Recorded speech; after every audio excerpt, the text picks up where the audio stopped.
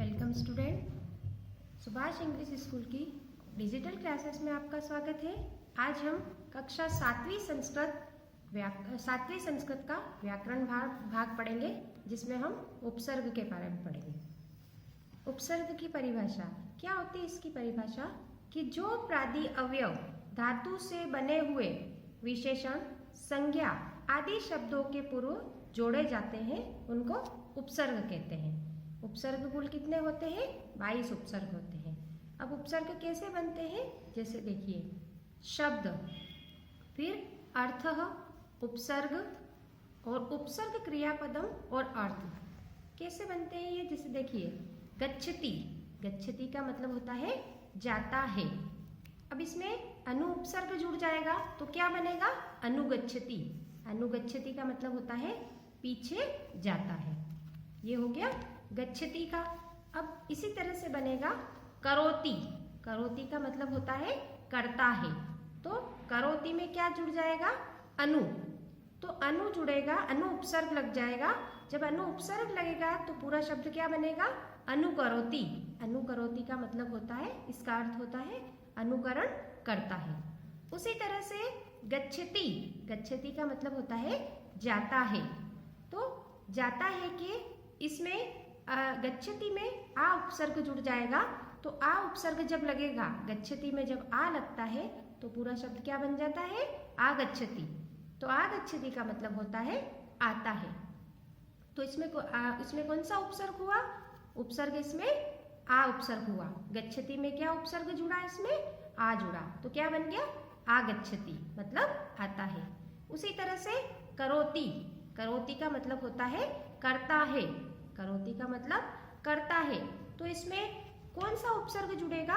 उप उपसर्ग। उपकरोति, उप उपसर्ग जुड़ जाएगा तो क्या बनेगा?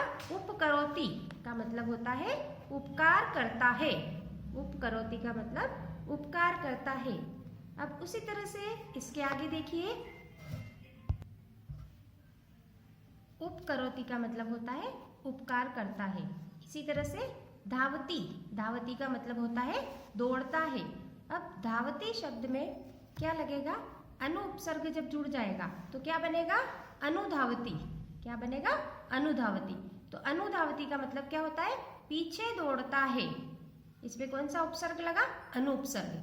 जो आगे लगा हुआ है इसको क्या अनु उपसर्ग लगा है, इसको इसमें धावती शब्द जुड़ जाएगा तो क्या बना? अनुधावती। जैसे पीछे दौड़ता है, इसका मतलब होता है। अब इसी तरह से भवती, भवती का मतलब होता है होता है। भवती मतलब होता है, इसका अर्थ, हिंदी अर्थ। फिर इसमें उपसर्ग जुड़ेगा उत, उत उपसर्ग जुड़ेगा तो उद्भवती। तो इसका अर्थ क्या होगा? इसका पूरा अर्थ होता है उत्पन्न होता है। अब इसी तरह से हरति, हरति का मतलब होता है चुराता है। फिर इसमें प्र उपसर्ग जुड़ जाएगा तो पूरा शब्द क्या बन जाएगा? प्रहरति। प्रहरति का मतलब होता है प्रहार करता है। प्रहरति मतलब प्रहार करता है। इसी तरह से जयते, जयते का मतलब होता है जीतता है। तो जीतता है, जीतता है। अब इसमें जयते के आगे परा उपसर्ग लग जाएगा तो क्या बनेगा? पराजयते। पराजयते का मतलब होता है हारता है। तो ये हमने उपसर्ग के बारे में पढ़ा। पहले हमने उपसर्ग के बारे में पढ़ा। अब हम प्रत्यय परिचय, प्रत्यय के बारे में पढ़ेंगे।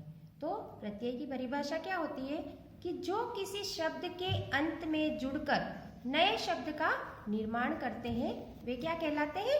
प्रत्यय कहलाते हैं। मतलब किसी शब्द के अंत में जुड़ते हैं और नए शब्द का निर्माण करते हैं, वे शब्द क्या कहलाते हैं? वे प्रत्यय कहलाते हैं। तो इसमें कौन कौन से प्रत्यय हैं? जैसे कत्वा प्रत्यय। तो कत्वा प्रत्यय कैसे बनता है? जब एक कार्य को पूरा करके हम दूसरे कार्य करते हैं तो पहला कार्य पूर्वकालिक कार्य कहलाता है। जैसे कैसे होगा ये? जैसे पढ़कर, पढ़कर का मतलब होता है पठित्वा, पठित्वा मतलब पढ़कर। तो इसी तरह से धातु, प्रत्यय, शब्द और अर्थ तो कैसे बनेगा? जैसे पठ धन कत्वा, मतलब क्या होता है? पठित्वा। कत्वा प्रत्यय लगा इसमें, पठ धन कत्वा। कौन सा प्रत्यय है? कत्वा प्रत्यय।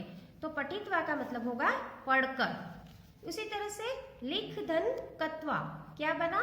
लिखित्वा, तो लिखित्वा का मतलब होता है लिख कर। अब इसके आगे आएगा भूत धन कत्वा, मतलब भूतवा, भूतवा का मतलब होकर। तो भूतवा में भी कौन सा? भू धन कत्वा, ये कौन सा प्रत्यय है? कत्वा प्रत्यय। तो भूतवा का मतलब होता है होकर। इसी तरह से क्रीड धन कत्वा, इसमें भी कौन सा प्रत्यय लगा? कत्वा प्रत्यय। तो क्या बनेगा? क्रीडित्वा, क्रीडित्वा का मतलब होता है खेल कर। तो ये कौन सा प्रत्यय हुआ? कत्वा प्रत्यय के शब्द वाक्य हमने पढ़े। अब इसी तरह से हम ल्यप प्रत्यय के बारे में पढ़ेंगे। यह भी पूर्वकालिक प्रत्यय है, लेकिन जब धातु में उपसर्ग जुड़ा हो तभी ल्यप प्रत्यय जोड़ते हैं। क्या होता है कि यह भी पूर्वकालिक प्रत्यय में ही आता है, लेकिन जब धातु में उपसर्ग जुड़ा हो तभी ल्यप प्रत्यय जोड़ते हैं। इनमें यह बचता है, बाकी ल और प का लोप हो जाता है। मतलब यह ल और प जो है वो गायब हो जाता है, लोप हो जाता है। जैसे उप प्लस गम प्लस ल्यप, तो क्या बना पूरा वाक्य? उपगम में, है ना। उसी तरह से उपसर्ग फिर धातु प्लस ल्यप शब्द और अर्थ कैसे बनेंगे? जैसे सम प्लस पठ प्लस ल्यप, तो पूरा शब्द क्या बना? संपठ्य। संपठ्य का मतलब होता है पढ़कर। इसी तरह से वी प्लस लिख प्लस ल्यप, तो पूरा वाक्य क्या बना? इसका पूरा शब्द क्या बनेगा? विलिख्य। विलिख्य का मतलब होता है लिख कर। अब उसी तरह से उप प्लस क्र प्लस ल्यप, तो क्या बना पूरा शब्द? उपकृत्य। उपकृत्य का मतलब होता है उपकार करके। तो ये सारे ल्यप प्रत्यय के उदाहरण हुए। अब हम तुमुन प्रत्यय के बारे में पढ़ेंगे। तो तुमुन प्रत्यय में क्या होता है कि यह प्रत्यय के लिए के अर्थ के लिए प्रयोग किया जाता है। क्रिया मतलब धातु के साथ यह जुड़ता है। इनमें से तुम शेष रहता है, उनका लोप हो जाता है। बना हुआ शब्द सभी लिंगों में एक समान प्रयोग किया जाता है। तो ये कौन सा हुआ? तुमुन प्रत्यय। अब इसके उदाहरण के बारे में पढ़ेंगे हम। इसके उदाहरण किस तरह से बनते हैं? जैसे पट प्लस तुमुन, तो क्या बना पूरा शब्द? पठितुम। पठितुम का मतलब होता है पढ़ने के लिए। फिर है हस प्लस तुमुन, मतलब हसीतुम। हसीतुम का मतलब होता है हंसने के लिए। फिर है डा प्लस तुमुन, मतलब डातुम। डातुम का मतलब होता है देने के लिए। फिर है पा प्लस तुमुन, तो क्या बना? पातुम। तो पातुम का मतलब होता है पीने के लिए।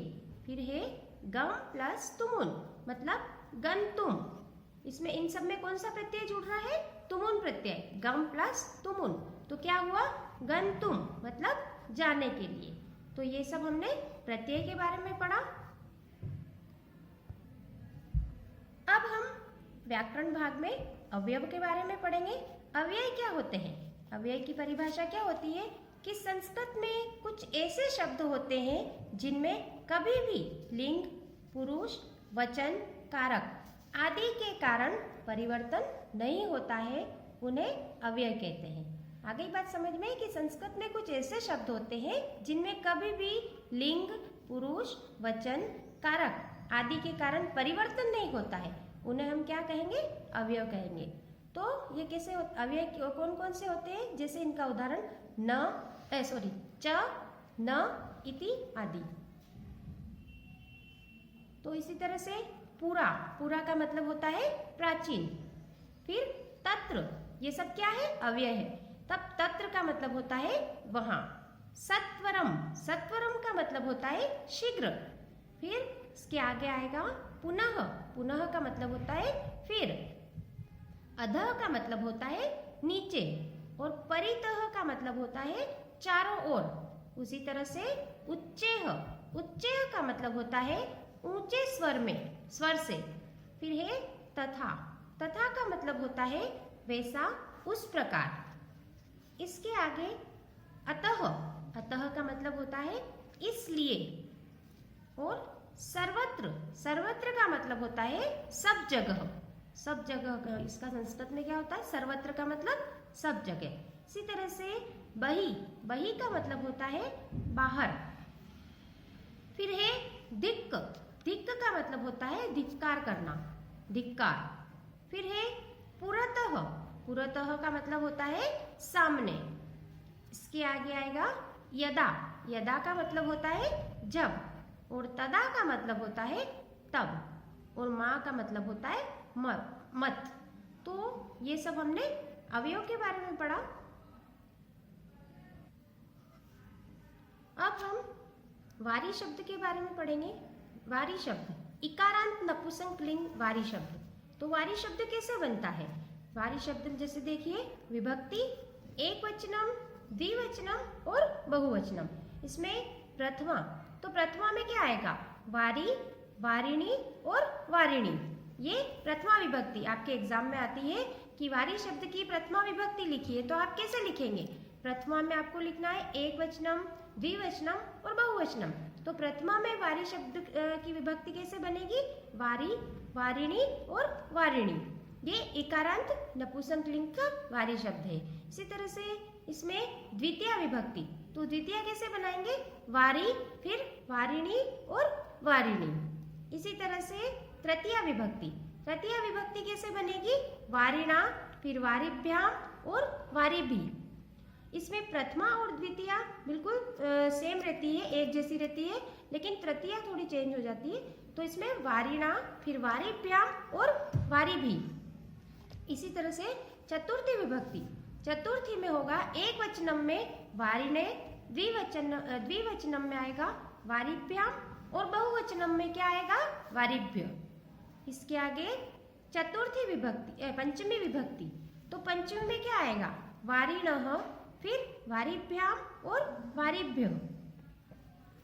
फिर आएगा षष्ठी विभक्ति, तो षष्ठी विभक्ति में एक वचनम में आएगा वारिणः, द्विवचनम में आएगा वारिणोः और बहुवचनम में आएगा वारिणा। इसी तरह से सप्तमी विभक्ति, सप्तमी कैसे बनेगी?